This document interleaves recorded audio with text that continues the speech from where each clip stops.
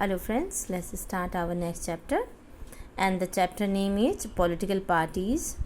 This is the 6th chapter in your political science book. Okay, first topic comprises with lots of other things also. When we are talking about a government which is related with democratic setup, तो उसके लिए हमें एक चीज़ जाननी बहुत ज़्यादा ज़रूरी है भाई. In your class 9th as well in class 10th also अब तक आपको ये पता चल चुका होगा कि डेमोक्रेसी जो है it is a kind of government where representatives are elected by common people. अब हम बात कर रहे हैं रिप्रेजेंटेटिव्स की, तो ये रिप्रेजेंटेटिव्स कौन होते हैं जिनको वोट दे करके जनता अपने लिए चुनती है. अब इस चैप्टर में हम लोग उन्हीं रिप्रेजेंटेटिव्स के बारे में जानेंगे.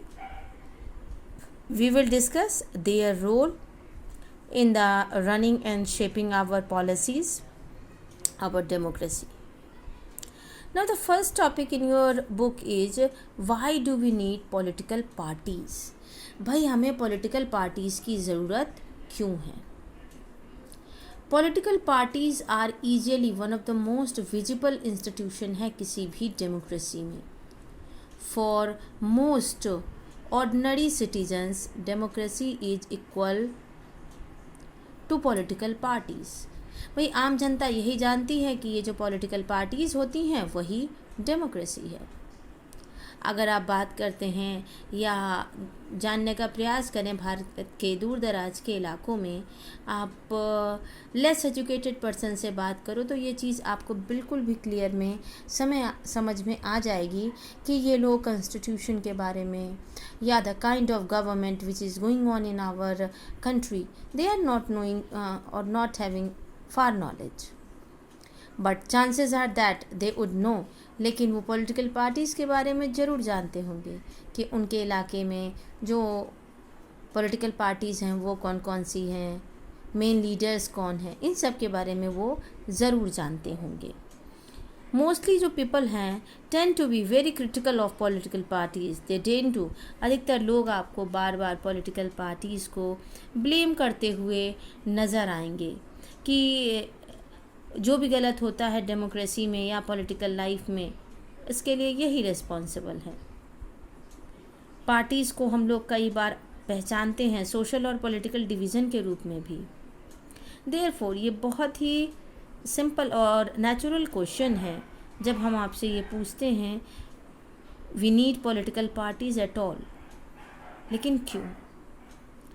100 years ago there were few countries ही थे हमारे विश्व में जहाँ पर कि पॉलिटिकल पार्टीज़ का एग्जिस्टेंस था, किसी भी एक पॉलिटिकल पार्टी का भी.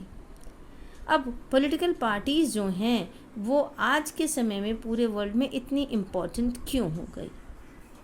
सबसे पहले मीनिंग जानते हैं. A political party is a group of people who come together to contest election, जो इलेक्शन कंटेस्ट करने के लिए एक साथ आते हैं.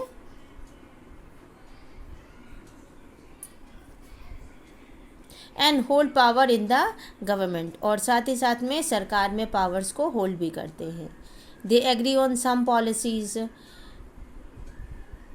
एंड प्रोग्राम्स, वो समाज की भलाई के लिए कुछ कानून, कुछ नियम, कुछ योजनाओं पर एग्री करते हैं.